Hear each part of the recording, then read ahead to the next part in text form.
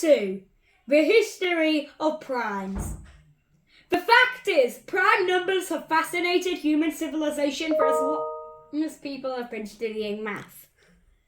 We're pretty sure the ancient Egyptians knew about prime numbers, though the ancient Greeks were probably the first to really study them. Ancient Greek mathematician Euclid wrote an entire book on the subject.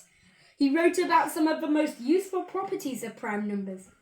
He also wrote about a really important theorem of mathematics called the fundamental theorem of arithmetic. Here's what it says.